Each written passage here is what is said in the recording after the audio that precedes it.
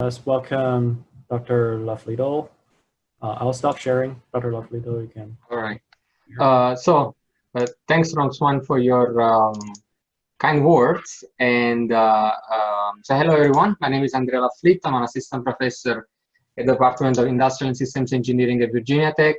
Can everybody see my screen, my presentation? Yes. All right, great.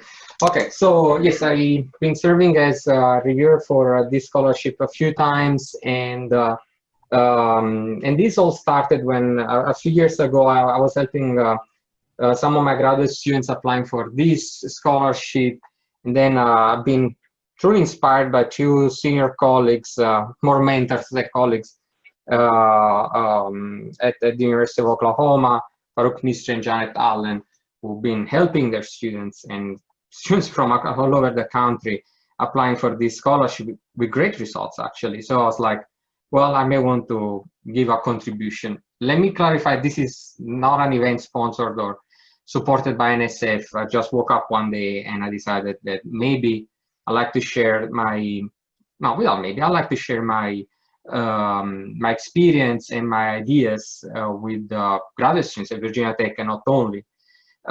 There's no winning recipe for getting this scholarship or any scholarship or any grant for that matter.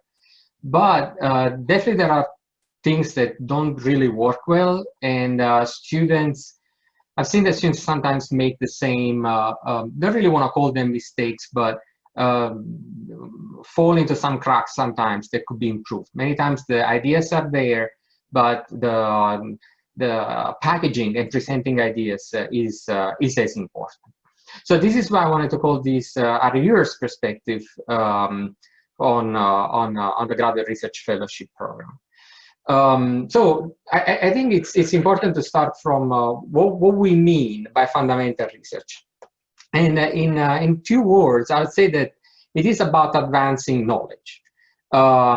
And as a consequence, fundamental research helps improving health, prosperity, welfare, and it's up to you as a proposer, whether you're applying for this fellowship or later on, if you become professor or researcher and apply for an NSF grant, to show that how the advancement of knowledge you propose is going to improve health, prosperity, and welfare. In general, fundamental research is not problem specific. And this, I understand, it can be very tricky for engineers because we're all inspired by practical problems and tend to apply our theory, our new results to practical problems. And I understand, of course, everybody knows that it's even trickier for researchers to be. To clarify this, I wanted to give two simple examples, maybe too simple, but hopefully they get to the point. So if you guys come up with a new way to increase the rate of a chemical reaction, this definitely, I would say, increases, advances knowledge in chemistry and chemical engineering. The applications of this new discovery can reduce the cost, for example, of multiple production processes. And so you've proven that your work is theoretically interesting and has some interesting consequences for the state of the art and the state of practice. Let me give you a counter example, which would be the following. We find out, or we propose a way to decrease the cost of a specific production processes, and here the keyword is specific, by using different and existing catalysts. A catalyst is a chemical element that helps reactions. So in this case, most probably this kind of research does not qualify as a fundamental research because you're focusing on a process that is very specific, on a problem that is extremely specific, and you're just recombining existing results. Okay, so again, this is just an example to ask yourself, to understand how to ask yourself, am I proposing something that is going to advance knowledge and not just solve a specific engineering problem? This is very important. This is a key point that you have to keep in mind, you should keep in mind whenever you work on your presentation, on your application. Now, a few words about NSF. I think it's always worthwhile clarifying this in this kind of presentations. So it's a federal funding agency created to support research in all fields of fundamental science. Once again, the word fundamental. Now, hopefully, we have a better idea of what we mean by fundamental of science and engineering, except for medical science. There's a different foundation for that. The National Institute of Health. It was founded in the 50s to promote progress of science, advance the national health, prosperity, and welfare. Once again, you see the same keywords as we've seen in the previous slide. It's divided in directorates, divisions, offices, just like a university is divided in colleges, departments, and so on and so forth. I really encourage you to browse their website, whose link is reported here, before you apply. So you have an idea of what NSF does, what kind of research is being funded. I think it makes sense to check your candidate funding agency. So let's go more specifically into this program. So it substantially funds you for 3 years. It provides an annual stipend and an educational allowance. And keep in mind that a PhD is typically 4-year long after a master's degree, depending on the student, the institution, the advisor, the committee. So there's no rule for that. But basically, this scholarship helps you cover a lot of your expenses and makes you somehow worry-free until you graduate. But a very important thing that distinguishes this scholarship this fellowship from others is that there is no postgraduate student service requirement. This is not always the case. For example, there are DoD, Department of Defense scholarships, like SMART, that require the winning student, the awardee, to serve in a DoD institution for a certain amount of time. But more importantly than the financial aspect, what I would like to highlight here is the recognition, the importance of this fellowship.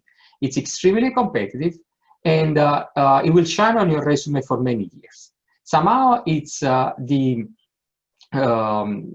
certificate of recognition, quote unquote, it's a certificate of recognition, to be more precise, of your academic community or your future academic community on the fact that you're showing potential and good ideas, and that most probably you'll do well in this field. So besides the financial aspect, I really think it's important to highlight the fact that it's a very important recognition. So a few words about two concepts that you may or may not familiar with. Frankly, I came to know these two concepts when I became a professor, maybe to my shame. One of them is the so-called intellectual merit. So in a nutshell, NSF defines intellectual merit as the potential to advance knowledge. And so when your proposal or your application will be reviewed, a panel of reviewers, and we'll say a few words about your reviewers, will have to answer a few questions, or at least outline their review, keeping the following questions in mind. So the first one is the following: what is the potential to advance knowledge in whatever the student is proposing? The second question is to what extent the proposed activities suggest and explore creative, original, and potentially transformative concepts. So once again, this whatever you're proposing has to be something new. Can't be just a recombination of existing stuff or a minor advancement of existing knowledge. Another question is the plan well-reasoned, well-organized, and based on a sound rationale? We'll go over this later on. But I really want to anticipate the fact that NSF will be giving you some good amount of money. And of course, the reviewers want to make sure that you have sufficiently clear ideas about what you want to do. In research, it's impossible to anticipate every possible problem, but at least the reviewers would like to know that you know what you're proposing, how difficult it can be, and how you're planning to address these difficulties. The next question is how well qualified is the individual? It's about your history. And this is something I want to highlight now and later in my presentation. Only at the fourth point, we're asking how well is the individual qualified? How strong is your history? What I'm trying to say is that it goes, in my opinion, a longer way to have a very well-reasoned plan and a strong intellectual merit than a substantial past, than the other way around. Of course, an unexperienced student who has never done research before may has a potential of being less impactful or less proficient in the proposed research. So this is a point to keep in mind. Now, I don't know how many of you are planning to apply this year and how many are planning to apply later on. But what I'm saying here is that I'm really encouraging you all, if you have not done so yet, to be engaged in research, even undergraduate research. And so you start building your resume, and this will make you stronger when you will decide to apply or reapply for this scholarship. Finally, are there adequate resources available to the PI, in this case, the student? So if you're proposing, for example, to study something about nanoparticles and you need a special equipment that involves laser and other stuff, well, do you have it available? Will you have it available? How can you carry your research without this fundamental piece of equipment? So you have to clarify that you will have all the resources other than textbooks and other things commonly available to students. The next point is the so-called broader impacts. In a nutshell, basically, the broader impacts is the potential to benefit society. So what is your ability or potential ability to help society improve? And I'm not going to read the other questions, but I want to point out that they're the same, they're identical to the previous ones, except the first question, which is slightly different. The remaining questions, 2 through 5, are the same as for the intellectual merits. So when you will be writing your 2 essays, you should keep these 5 questions in mind and read and reread and proofread your application in light of these questions. Very few words about the eligibility requirement. I prefer not to go too deep into this because there are some exceptions, and it's all very well laid out in the program solicitation. If you haven't found it yet, just Google for NSF 20-587.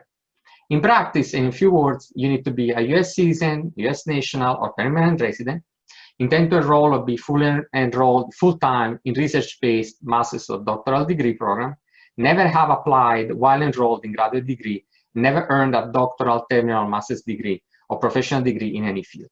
But there are a few exceptions. There are multiple deadlines depending on your field. I don't want to presume that you're all from engineering. From engineering, if I'm not mistaken, is the 21st. But once again, double check with the program solicitation. I provide the link here, but all you need to do is to Google NSF 20-587 for this year. Next year, it will be different. Okay, so something that strikes me a lot is that all you need to do is written in the program solicitation, but it's written in such a way that I think only very experienced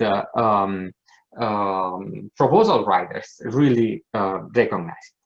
So the goal is to select, recognize, and financially support individuals with demonstrated potential. This is quote unquote from the program solicitation.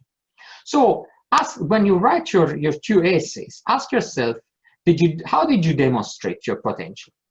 And then how will you demonstrate your potential, right?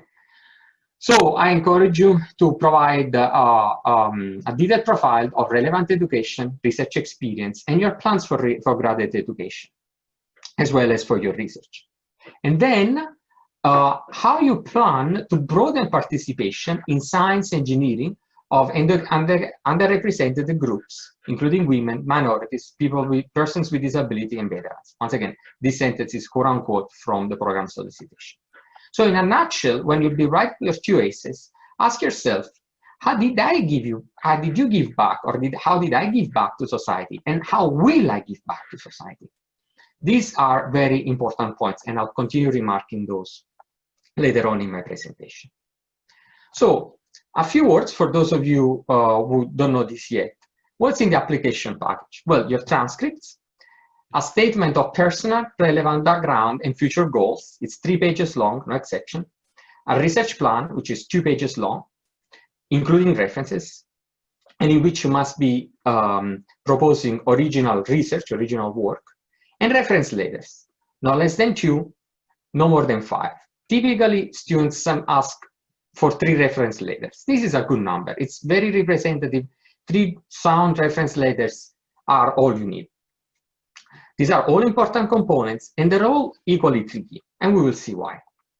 Now, before we do that, I'd like you to also keep in mind about your readership. Who's going to evaluate your proposal? Well, typically, for each proposal, there are 3 professors or 3 experts in your area who may not be really spot on what you're proposing to do in terms of research or exactly in your discipline, but they're sufficiently educated to understand your background and the research you plan to address. Now, each person has different sensitivities to intellectual merit versus broader impact.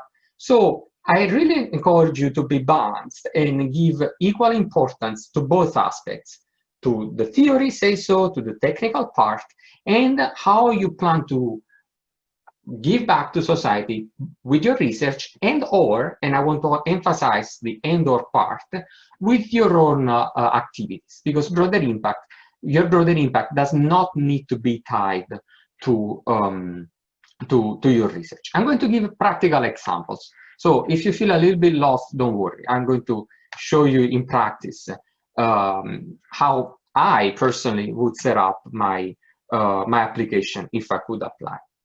And then there are different sensitivities on how high or low the bar is supposed to be.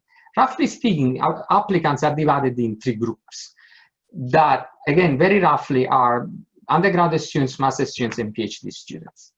It's clear that for students in each category, the expectations are different. A student who is completing his or her bachelor's degree is not expected to have an understanding of the tricks of research and the literature as deep as a PhD student. However, this is not supposed to be an excuse to cut some slack, but I encourage you instead to give your best shot. Now, consider that typically each reviewer has a package of at least 20 applications to review. Despite every year we promise ourselves to do better than the previous year, typically we're a little bit late or close to the review deadline. This means we're a little bit in rush. We paid due attention to every single application, but we can't spend too much time on each of those. Then one day, typically in the winter, there's an online meeting, and each reviewer has 3 to 5 minutes to summarize the pros and cons of each application that has been reviewed.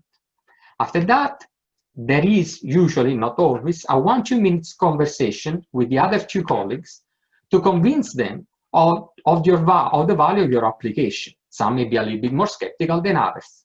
And in general, it happens more frequently than students may think. Some reviewers tend to advocate for proposals for applications they believe to be good. However, the trick is that you have to help your reviewers to advocate for you. And again, I'll go more into details, but what I'm trying to say here is that make sure that all your good ideas and that you're proposing and the good things you've done really stand out in your application. Don't bury them after long introductions, verbose sentences, and so on and so forth. Things have to pop up, because when we'll be summarizing your application in those 3-5 minutes, and we have 20 other applications that we have already reviewed, yes, we have some notes and everything, but we want to make sure that we convey to the other reviewers and express our opinion in a way that is it's easy for us to see things. Also, the reviewers also have to write a written report, and when preparing the written report, we have to look at the application, and if the information really jumps to our eyes, it's much easier for us to write good things about your good proposal. All right, so let's analyze piece by piece the elements of the application. Let's start from the transcripts. They must be uploaded. But what I really want to emphasize here is that the students sometimes feel like there's nothing they can do about their GPA once they submit the transcripts. But in reality, the GPA is not always looked at. Of course, if you have a 4.0 or 3.99 GPA, well, you're substantially done. But what we really need to see, and at least I and many reviewers like me, do not necessarily look for a 4.0 GPA. But there are things that we want to look at if the GPA is good, is relevant. For example, has the student been consistent over the years? For example, we want to see if the student had a drop in performance in the last semester, who knows, for some reason. Or even better, has the student improved over the years? Is there a trend? Has the student got the highest grades in relevant classes? Say that you're applying in the discipline of industrial engineering, for example. Well, it would be better if you had highest grades in ISC-related classes. And so what I'm saying is that you should help your reviewers to interpret your transcripts in the personal statement, where you clarify, if needed, you don't need to if you feel like your GPA is sufficiently competitive, how to interpret your GPA. I give a few examples. In fall 2018, something happened. It's up to you to disclose how much you want to disclose. And unfortunately, I had a D+ in this class. And so your GPA had to go down. But I made up in the following semester by getting A or A+, whatever, in class 2, class 3. So for example, calculus 1 didn't go well, but calculus 2 and 3 went well. So it's your way to say, hey, don't just look at the bad grade I got in a single instance. Unfortunately, I could do nothing about it. But look, I did very well. I made up for it. So I'm still competitive. Or something else, if it's extended to a whole semester, in an imaginary situation, the student could be like, as an incoming first-year student, I felt disoriented and my GPA was low, but I rapidly improved. Indeed, and then you show your progression, semester by semester. You feel like you may be wasting 1, 2, 3 lines, which are precious, over 3 pages personal statement, but on the other hand, I promise you this is going to go a long way. And another important thing, and I really recommend you to do that, is that at least one of your referees should spell out some keys to interpret your GPA. We will go over reference letters later on too, but I already want to highlight this fact, because typically one of the people writing your reference letters is your research advisor, or at least someone who knows you well. So this person confirming your interpretation or helping the reviewer interpret your transcripts is going to be very important, very useful. All right, so let's get started. Personal, relevant background, and future goals. This is the first of the 2 statements that you need to write. And as a second title to this slide, I wanted to say, today is the first day of your future and not the last day of your past. And you'll see in a minute why. So consider that you're applying for funding to support your future graduate studies. So you're not applying for a monetary award only exclusively about your past. And I promise you that you will be very original if you don't start your statement by saying, since I was 2, 3, 6, 8, I dreamed to become this and that. This is good, this is important, I'm not saying not to have it. But as you will see in the next slide, I really recommend you to be very bold and start talking about your future. What you plan to be, what you want to become as a professional, and then root your future goals on your past and not the other way around. All right, so the following comments apply also to the other statement. But anyways, start each paragraph with a clear statement. There's no time and space for preambles, personal historic perspectives. Start with a clear, bold statement. I recommend you to bold keywords, and we'll see some examples soon, or underline relevant parts of sentences. Once again, you're writing for reviewers who are slightly in rush, and so you want to make sure that important information jumps to their eyes as soon as possible.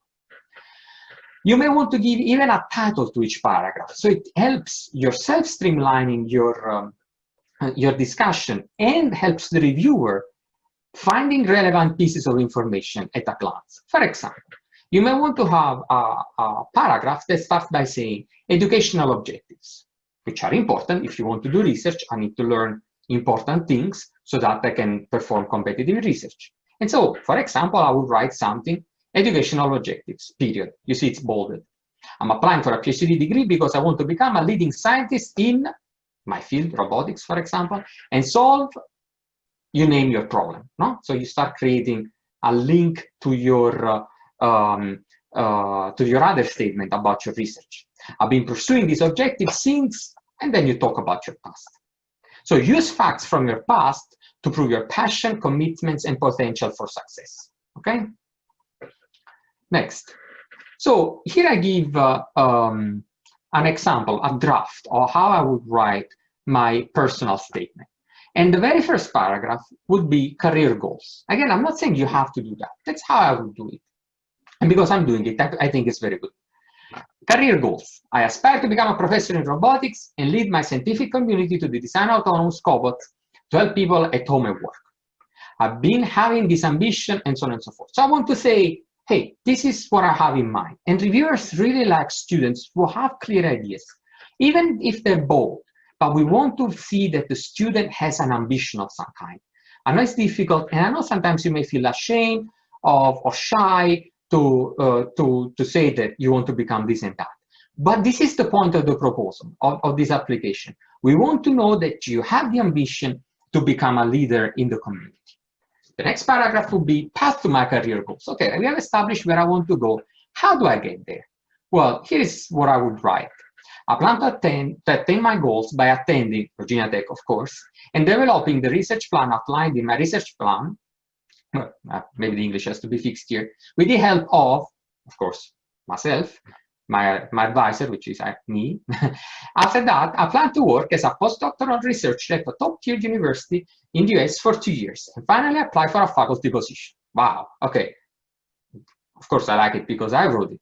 But this tells me, okay, this student has a goal, and this student has some kind of milestones in mind to get to a certain point.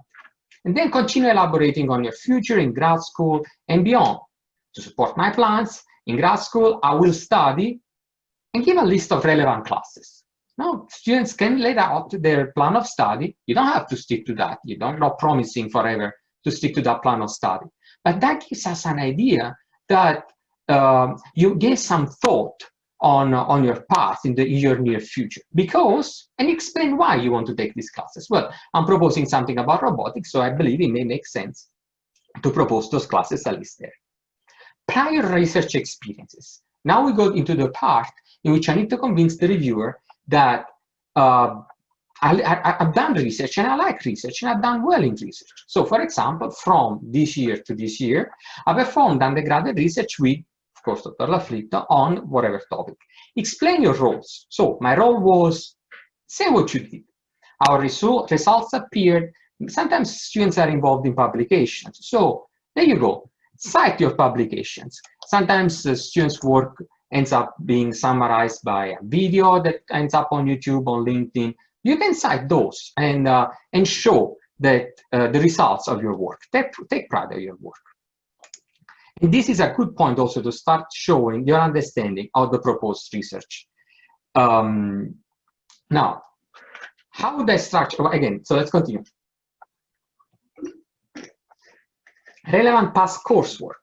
It may be a good point, not necessarily. You don't have to have this, but I think it's a good paragraph to have. As an undergraduate student, I do classes in blah, blah, blah.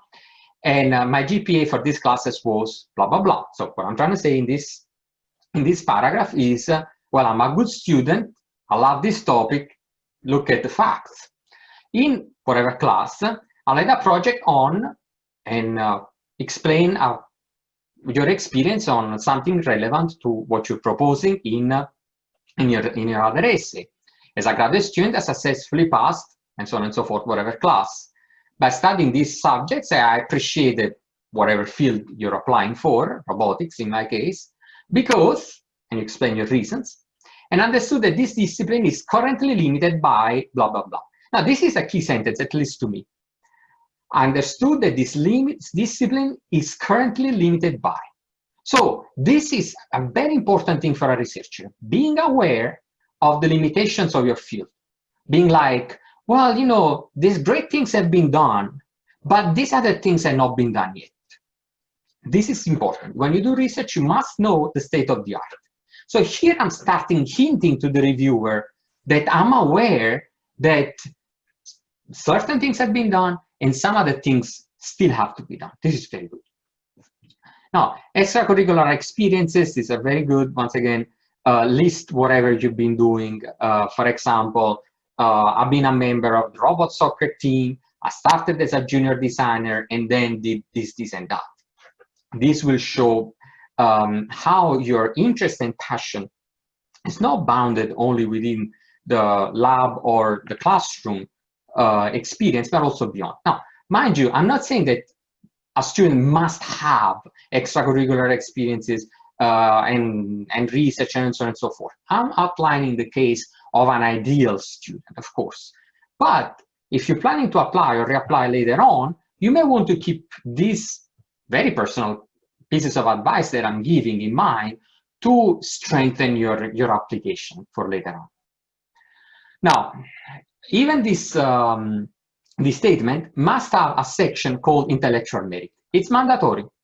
And so have a paragraph called intellectual merit, and where I would write, by devoting my professional career to robotics and the design of cobots, I plan to advance knowledge, maybe I can bold this since it's one of the NSF favorite keywords, in robotics by solving, name your problem, the first of which, name your problem, in particular, so the problem that you'll be addressing as part of your PhD, as part of your graduate studies, that I discuss in my research plan. Sometimes students write the two essays as two separate entities. In reality, it's a single application package. So it's nice when a student shows links between the research plan and the personal statement. These problems have been investigated by, and so on and so forth, but more research must be done. And I plan to explain step by step your approach to professional goals. Now, notice something. Some students do that, some don't. Again, it's not mandatory. But the personal statement allows 3 pages, whereas the research plan allows only 2 pages. So something you may want to do, if you really want to show your knowledge and your proficiency in your research area, maybe you can already sneak a few references at the end of your research plan and save a little bit of space for, in your personal statement, and save a little bit of space for the research plan. Again, these are personal pieces of advice. A very important thing, again, is the timeline. We want to make sure that the student understands how ambitious the plan, his or her plan is, and so giving a rough timeline is very good. Like what you want to do after graduation, and after 2 years, and after 5 years, where do you see yourself 10 years down the road, okay? So, again, advanced knowledge is a keyword, and something you may want to do to inspire yourself. Why don't you check the website or the LinkedIn profile of your favorite faculty? You may know someone in the field that you admire or you think is a successful person. So check their website, see what their path has been, and then try to project yourself.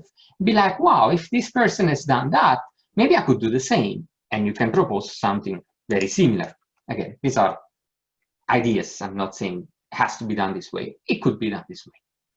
And finally, the last part, broader impacts. Again, also this section is mandatory. You must have it. So for example, I will structure my broader impacts for the personal statement as follows. I strongly believe in the need for research to be useful. Furthermore, I advocate for the importance of encouraging others in a career in STEM. STEM stands for science, technology, engineering, and math. It's another keyword that NSF loves. STEM, you may want to write STEM at least once in your statement. The same way as I was encouraged. Indeed, and if, for example, you can name societal benefits of your research. In this example, I'm pretending to be proposing something about so-called cobots. And so my cobots will help elderly people at home and give them company. Well, I want to believe that this is a broader impact. It's a good point. And give a detailed explanation of how your robot you'll be working on, again, in this example of robots, will be helping elderly people. Name something you've already done to give back to society. It's very important. Unfortunately, there are some applications in which students promise all kinds of things, but then fails to show what has been done to prove how genuine and how strong the student's commitment can be. So it's good to show clear ties of your broader impact to proposed research, but again, it's not strictly mandatory. It's good to have, but for example, if your broader impact is helping in the local religious community and you help people doing I don't know what, this is still a broader impact. It's fine. You did it, it's a great thing, put it there, show it. All right, so a few tips and then we close this section. Show clear goals, show clear plans to attain your goals, and show that somehow you already started your path toward your professional goals. Don't give the impression that you're going to go in that direction only if you get this award. No. Already done so. And this award will help you going even farther and deeper. Try to perform research early on. I said it, I think, twice already. It's a very good thing. Show that you've taken research hours, for example.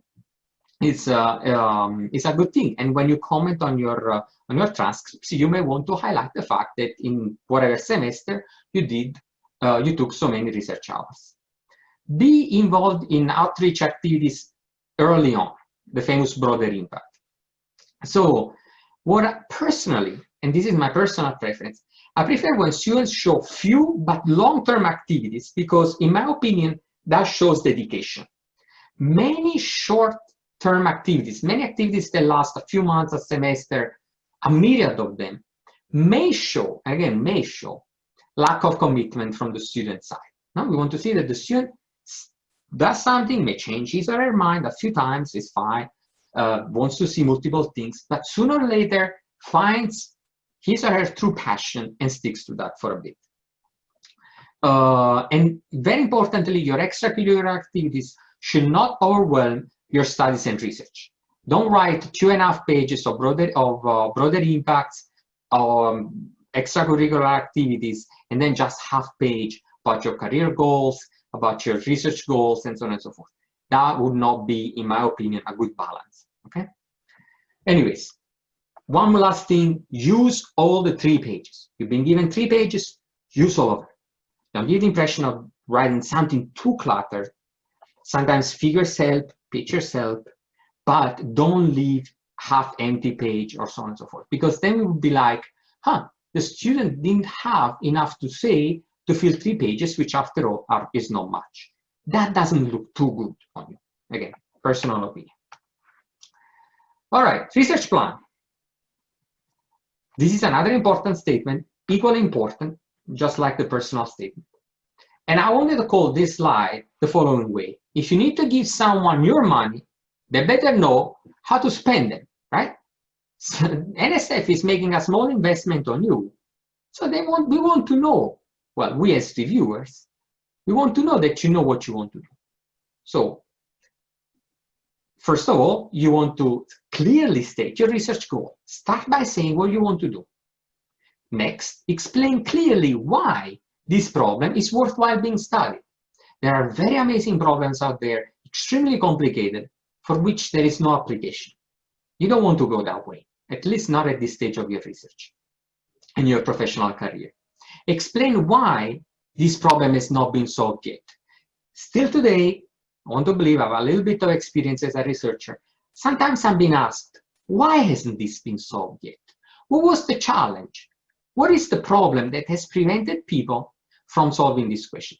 Now, this question may be a little bit irritating to you because you may be in love with your idea, but it's very good, it's very important, because this question basically is challenging you the following way. Am I proposing something trivial that hasn't been proposed yet just because, no one thought of putting 1 + 1 together and make 2, or because there's a fundamental problem there that people are working on and is taking time to the research community? This is an important thing. Explain your approach. So we have established what your goal is supposed to be. Again, I'm going to give you an example similarly to what I've done for the personal statement. Okay, we established your goal. How do you get there? How you plan to get there? Be reasonable. Okay, to do this, I need to do step 1, step 2, step 3.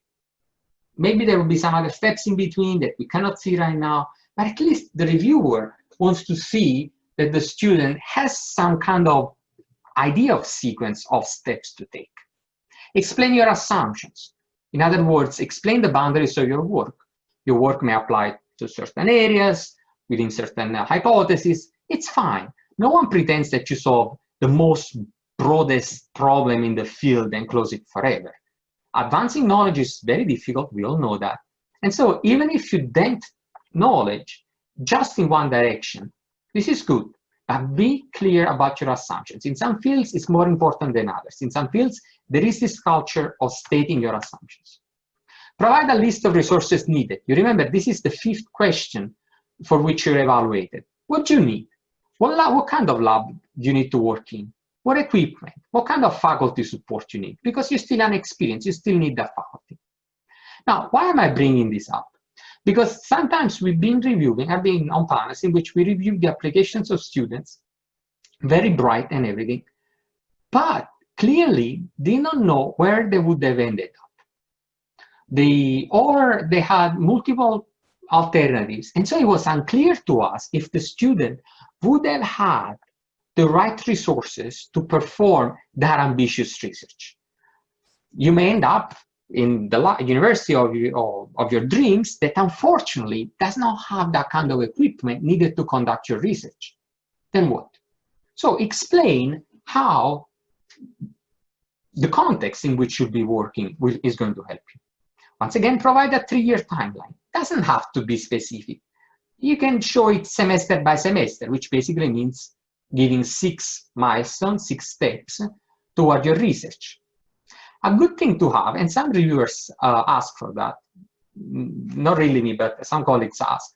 For example, what classes does a student need to take to do well in this kind of research? Is the student aware of his or her limitations at this stage of his or her knowledge? And how will these classes help you? Why you want to take them? Are they important? If so, why? So in this exercise, in which I show how I would personally write a research plan, instead of writing myself being me the applicant, just for fun and making a few historical mistakes, I thought, okay, how would Newton apply and structure his research plan? Okay, so maybe, personally, I would believe that he could start with the first paragraph, once again, you see it's bolded, saying research goals. This research will create a new form of calculus that captures the tendency of functions to increase, decrease, and stay constant, and introduces the problem. Basically, I'm talking about derivatives. Path to my research goals. Okay, I've established my goal. How I want to do that? Well, I will start by studying one-dimensional functions on open sets and approximate functions with tangent lines and compute their slope. That's what you're learning in calculus, no? Then I will prove the following conjecture. So you see, there's already some research. I'm showing that I'm aware there's some research, and I'm saying if the slope of the tangent is 0, then the function reaches a maximum, a minimum, or a weak point that I will call inflection point, for example. Successively, I will extend my approach to functions in Rn by studying what happens in each direction. So basically, here the student Newton has said, well, this is where I want to go get last. I will start small with functions in one dimension, so in open sets, and then I'll start expanding, see where it goes, how it ties to existing research. Prior work. Now, we all operate in a context that we have humongous libraries in every university. So it's important that students show knowledge, or good knowledge of the context in which they're working. So Newton would write, well, Pierre de Fermat has shown a very interesting way to draw tangent to lines, but his approach is limited in scope.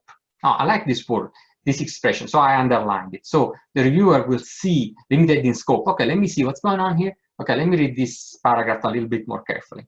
I plan to apply it to abstract equations directly and invertedly. This is, I'm quoting Newton, and make it general. Furthermore, so what I'm saying is that, well, Pierre de Fermat came up with an idea, I really like that, but has some limitations. So what I'm going to do, I will extend it to functions in one dimension. If I'm successful, then I bring it to n dimensions. You see, I started creating a plan. I start creating a story I'm telling my reviewers. And so this is your chance to show your competencies, which is very important, and be constructive in your criticism. Now, this is a very strong temptation that we all have as researchers, that we're the best of the world and that everyone else has done very poorly. Be constructive, be respectful of other people's ideas and the limits of their work. You just propose to build on their shoulders and move on with research. Resources needed.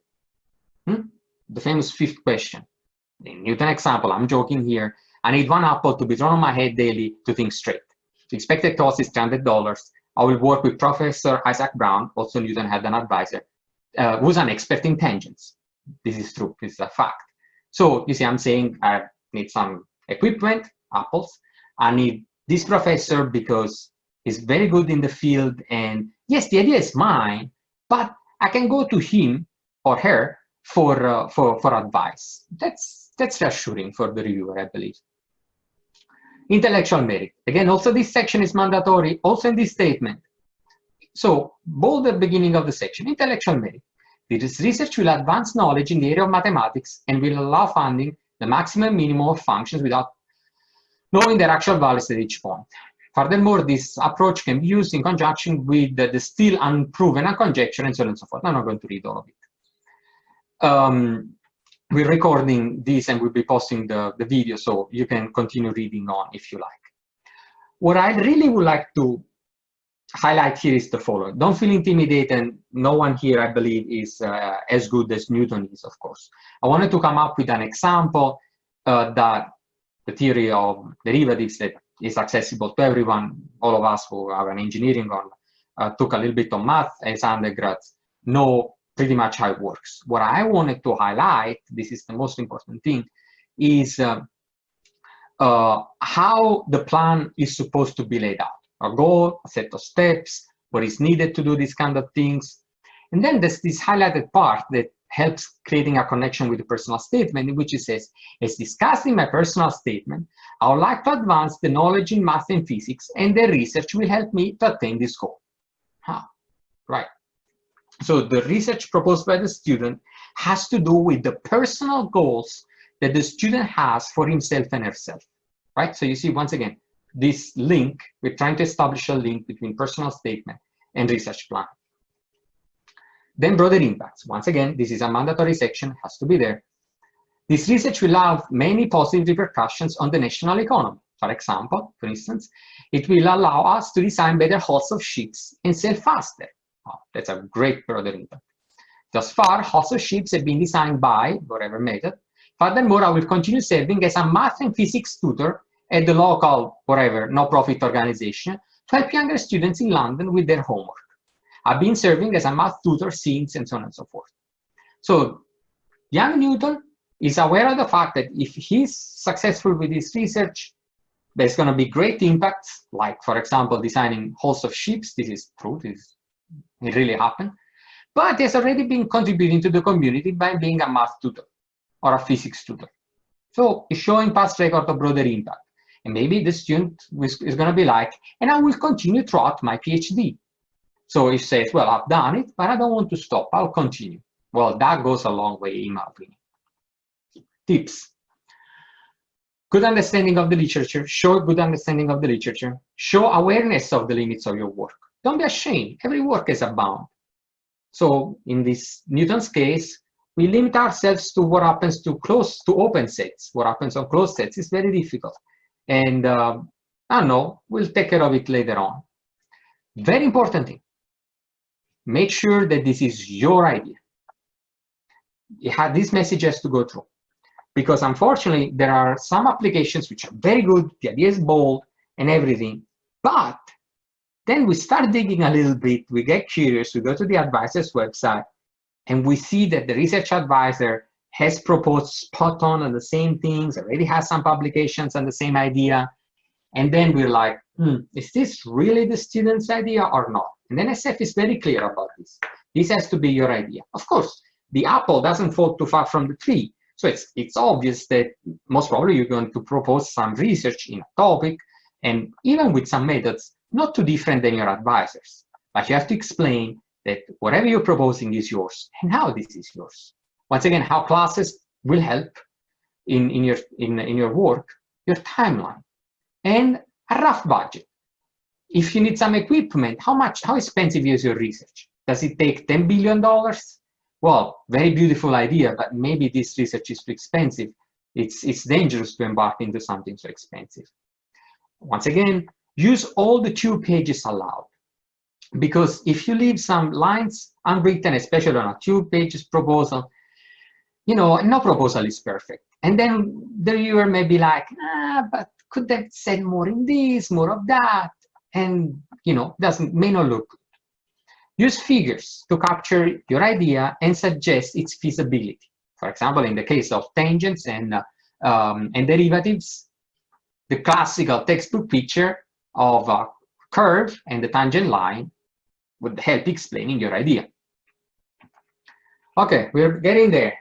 Hopefully, okay, maybe we'll be a few minutes over, but hopefully it's worthwhile. Reference letters. These are your advocates, and you can still do something about it. First of all, in the choice of your referees. There's no rule, but the majority, in my opinion, 2 out of 3 or more, should be faculty, or at least people with a PhD degree. Because you're being evaluated for your ability to perform research. So even if there's someone who has huge sympathy for you, can say the best things of the world, but this person has not really done research in the past, maybe this person's words to advocate for you are not going to be as strong. You need to make sure that you're going to do well in research. A letter from faculty with whom you perform research is important. And it's a stronger letter if you work with this person for a long time, 1 year or more. Of course, because this means that this person has a deeper knowledge of you. Now, ask your referee, whoever is going to write the reference letter for you, if they ever wrote an NSF, a letter for this fellowship before. It's very important. Don't be ashamed. Ask this question. Because this is tricky. If not, if they never wrote such a letter, politely explain to them that this is like a department head's letter for the career award. Then they'll know what you're talking about.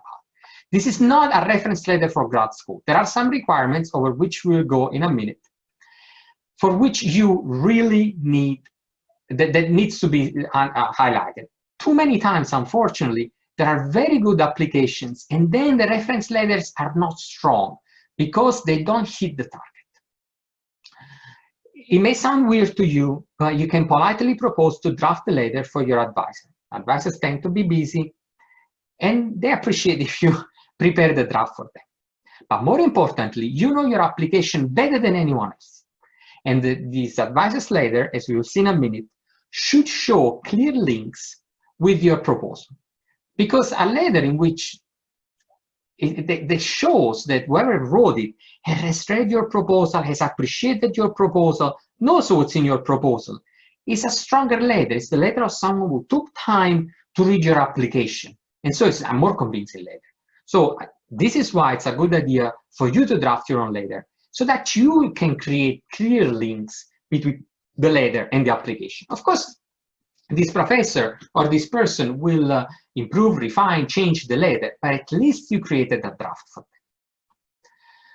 All right, so if I had to write a support letter, or if I had to draft a support letter, someone has to write for me, well, I would do it this way. First sentence, state the applicant's name clearly, so we know in what package it goes. Second, first sentence should explain their relation with you. Why do they know you? How do they know you? Nature and extent of the relation. Then, clearly state the referee's opinion about you. Bright student, extremely committed, diligent, timely, these kind of things. Once again, the first paragraph, why you deserve to receive this fellowship. Why does your advisor or a professor or someone who done research with you think that you're a good candidate? Good question. What is your potential as a future professional in practice? Having established that they know you and that you deserve it, let's go to the second paragraph. Summarize in few lines your professional goals, and your research goals. This shows good knowledge of the candidate. Stronger letters, again, show that whoever is writing them knows the candidate. There's nothing worse than a letter saying, yes, I had this student in a class of 52. He was diligent, punctual, and got an A. All right. It's a good student, but this letter doesn't say much about the applicant, don't you think? Third paragraph. Should clearly endorse the intellectual merit of your work. So this is a person, most probably with a PhD degree, is a researcher in your field, and this person writes a letter with his or her signature saying, well, indeed, this student had a good idea, you know, good. The reviewer is going to be like, well, I thought it was a good idea, and this person who's an expert says the same, so I feel good about it. Fourth paragraph, should explain both your and the proposed broader impacts, just like the intellectual merit, right? Oh, I know this student has been doing this and that, has helped me a lot in my lab, in my broader impact activities, and so on and so forth. I have my students work on my broader impacts, and it's good. Ask your advisor to involve you in his or her broader impact activities, but make sure that you don't only do your advisor's broader impact activities or another professors. You should show some initiative too. Then let's go to the next. Almost there. Fifth paragraph should contain any additional information that may help the panel appreciate your application. Comments on your GPA, as I said at the beginning, on your personal history. A student, you know, comes maybe from an underrepresented minority or had a difficult situation, but despite all these challenges that have been listed, whatever they could be, the student is doing great and has won all kinds of scholarships so far. I'm confident that he or she's going to do well. Different referees can give different details. So maybe you can disseminate important information in the drafts of the 3 letters. And then the last paragraph should contain a clear statement that the proposed work is yours. So once again, your research advisor, if you're working with a research advisor, says, well, I love this idea, and this student's idea is not mine. So that clears the air from every doubt. Something I really want to highlight before we close it is that all the reference letters should have some explicit mention to the intellectual merit and the broader impacts. And although no student did not get the scholarship because this wasn't written in the letters, at least one letter should explain it, okay? Because this also shows that both the student and the faculty took some time to read the guidelines for the application. Now, I guess I really bombed you with information. Maybe I even confused you, hopefully not. So I want to stop here, and I'll be happy to answer questions through the moderator. And hopefully I've been helpful to you guys in your path toward this application. Again, there are no winning recipes. This is how I would do that, and hopefully I inspired some good ideas in you all. One last thing, make sure that your advisor, some faculty, reads your application. The more people read your application, the more feedback you get, the best.